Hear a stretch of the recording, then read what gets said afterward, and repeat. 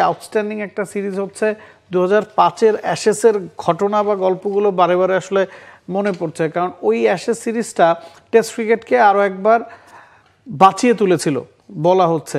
এই সিরিজটাকেও কি এভাবে দেখবেন কিনা? 20 বছর বাদে 2025 সালে 4 ম্যাচের টেস্ট সিরিজ শেষে 2-1 ব্যবধানে এখনও ইন্ডিয়া পিছিয়ে আছে, যদিও পুরো টুর্নামেন্ট জুড়ে পুরো সিরিজটা জুড়ে তারা কিন্তু ভালো খেলেছে। গেল ম্যাচের কথাও যদি আমরা বলি, শুভমান গিল সেঞ্চুরি করেছেন সেকেন্ড ইনিংসে, কেএল রাহুল 90 রানের একটা ইনিংস খেলেছেন, রবীন্দ্র জাদেজা সেঞ্চুরি করেছেন, ওয়াশিংটন সুন্দর সেঞ্চুরি করেছেন। তবে যে ছবিটা আমরা মাত্র দেখলাম, রবীন্দ্র জাদেজা প্রথম বলে আউট হয়ে যেতে পারতেন জফরা আর্চারের, জরুট একটা ক্যাচ মিস করেছেন। এরপরে আনবিলিভেবল একটা পার্টনারশিপ, আউটস্ট্যান্ডিং বললেও আসলে কম বলা হয়।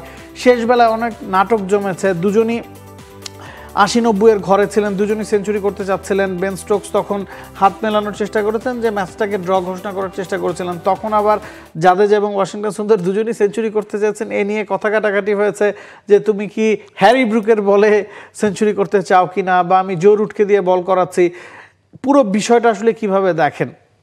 আগে ওই ঘটনায় যদি আসি, দুজন সেঞ্চুরির খুব দ্বার প্রান্তে, দুজন প্রায় 300-র ওপর বল মোকাবেলা করেছেন। যেই ম্যাচটা ইন্ডিয়া ডাউন অ্যান্ড আউট ছিল, যেই ম্যাচটা ইন্ডিয়ার জয়ের কোনো সম্ভাবনা নাই, তারা হারের খুব কাছাকাছি এমনটাই মনে ছিল, সেখানে তারা প্রায় 50 ওভারের ওপরে, এক্স্যাক্টলি যদি বলি 56 ওভারের কাছাকাছি ব্যাটিং করে ম্যাচটাকে বাঁচিয়েছেন। সেঞ্চুরি করার জন্য তারা, ওই যে নিয়ম হচ্ছে যে আপনি 1 ঘন্টা আগে দুই ক্যাপ্টেন যদি মনে করে যে এই ম্যাচে ফল সম্ভব না, তখন হাত মিলিয়ে নিতে পারেন। সেঞ্চুরি করার জন্য তারা ম্যাচটাকে টেনে নিয়েছেন। এই বিষয়টা কীভাবে দেখেন সেখানে আসি। তার আগে একটু ফলটা জানিয়ে রাখতে চাই। প্রথম টেস্ট ইংল্যান্ড জিতেছিল, দ্বিতীয় টেস্ট ভারত জিতেছে, তৃতীয় টেস্ট ইংল্যান্ড জিতেছে, চতুর্থ টেস্টটা ড্র হয়েছে। তবে 4টা টেস্টের সবগুলোই শেষ সেশনে, মানে পঞ্চম দিনের শেষ সেশনে গেছে।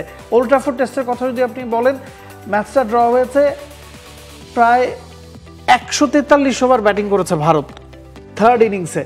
বড় একটা লিড ইংল্যান্ড পেয়েছিল, 669 রান তারা করেছিল ভারতের 358 রানের জবাবে, এবং 143 ওভার ব্যাটিং করা থার্ড ইনিংসে, it's not a matter of joke. Absolutely cinema. মানে আপনি টেস্ট ম্যাচ হলো, একটা 5 দিন খেলা হলো, এবং সেই জায়গাটা থেকে এত কিছু ঘটলো, এত নাটক হলো, শেষ পর্যন্ত রেজাল্ট আসলে ড্র, এবং তাতেও মানে কারো বোধহয় মন খারাপ হয়নি, বা যারা ক্রিকেট দেখতে চায়। এরা এটা দ্বিতীয় ড্র, দুটাই ম্যানচেস্টারে, আগেরটা হয়েছিল বৃষ্টির কারণে, ইংল্যান্ড ম্যাচ ড্র করে না, হারে না হলে যেতে। এই ব্যাস বোলারের 2টা টেস্ট ড্র হলো 40টা টেস্টের মধ্যে, সম্ভবত দুটাই ম্যানচেস্টারে। উইকেটের একটু দোষ আছে, যে এখানকার উইকেটটা একটু বেশি ফ্ল্যাট হয়, আগেরটা বৃষ্টির কারণে আছে। তবে এবার পুরো 5 দিন খেলা হওয়ার পরও ড্র।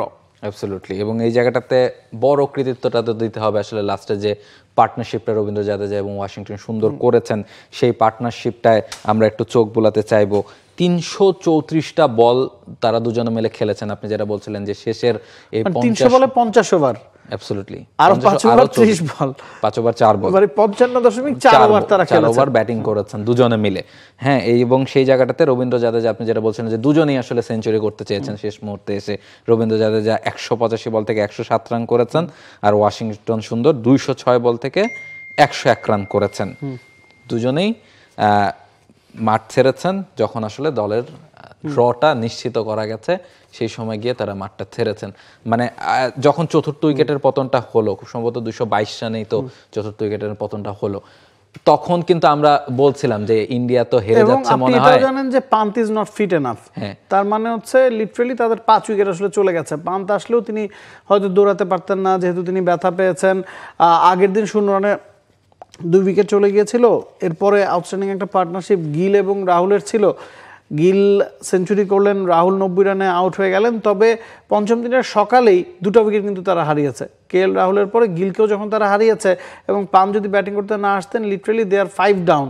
সেখান থেকে আপনি জানেন আপনাকে 50 ওভারে বেশি ব্যাটিং করতে হবে, কারণ ইংল্যান্ড তো 300-র ওপর রানের লিড নিয়েছিল।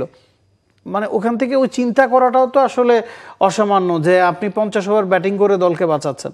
অ্যাবসলিউটলি। এবং সেই কাজটাই করতে পেরেছেন রবীন্দ্র জাদেজা এবং ওয়াশিংটন সুন্দর, এবং অসাধারণ একটা টেস্ট ম্যাচ, টেস্ট সিরিজ আমরা দেখেছি। শেষ ম্যাচটার জন্য অপেক্ষা করতে হয়েছে, এবং শেষ টেস্টটা 3 দিন বাদে 31 তারিখ থেকে শুরু হচ্ছে, লর্ডসে না লন্ডনে, তবে ওভালে খেলাটা হবে, এবং মাঝখানে মাত্র 3 দিনের বিরতি।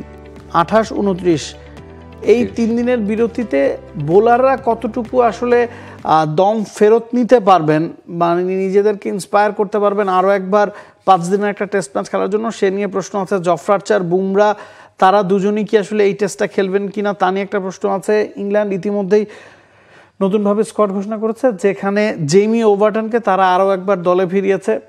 জেমি ওভারটন, গাস আটকিনসন, জশ টাং এই 3 জন ব্যাকআপ হিসেবে আছেন। ক্রিস ফোক্স, জফরা আর্চার তারা তো এই ম্যাচটাই খেলেছেন। হয়তো পেসাটাকে 2 দলই আসলে বদল আনতে যাচ্ছে। স্পিন ডিপার্টমেন্টে ওয়াশিংটন সুন্দর জাদেজা তো খেলছেন, অন্যদিকে লিয়াম ডসন আছেন। তবে পেস ডিপার্টমেন্টে 2 দলই আমার কাছে মনে হচ্ছে যথেষ্ট বদল এনেই 5th টেস্টটা খেলতে নামবে, এবং 5th টেস্টটাতে যে কোনো কিছুই হতে পারে। ফল হবে আপনি ধরে নিতে পারেন ওভালে 2-1 ব্যবধানে। এখন ভারত পিছিয়ে আছে সিরিজটায়, তবে পুরো সিরিজ জুড়ে তারা কিন্তু ডমিনেটিং ক্রিকেট খেলেছে। তবে ইংল্যান্ড হাল ছাড়েনি, সে কারণে তারা 2-1 ব্যবধানে এগিয়ে আছে। আবার ভারতও হাল ছাড়েনি, গেল ম্যাচটা যদি তারা হেরে যেত, 3-1 হয়ে যেত, তখন কিন্তু শেষ ম্যাচটার কোনো গুরুত্ব থাকতো না, বা শেষ ম্যাচটা এতটা জমজমাট বা হাইপ তুলতো না। এখন শেষ ম্যাচটাতে যদি ভারত জেতে, ভারত 2-2 করতে পারবে, ইংল্যান্ড জিতলে 3-1 হয়ে যাবে। তো everything is on the line, এবং ম্যাচটা 31 তারিখ, মাঝে গ্যাপ খুব কম, 2 দিনের গ্যাপ, সে কারণে আমরা বলছি যে দলে কিন্তু বেশ কিছু পরিবর্তন আসতে পারে। For more updates, subscribe to our YouTube channel and click on the bell icon. Follow us on Facebook and Instagram. Download T-Sports app to enjoy exciting games and highlights. Visit tsports.com.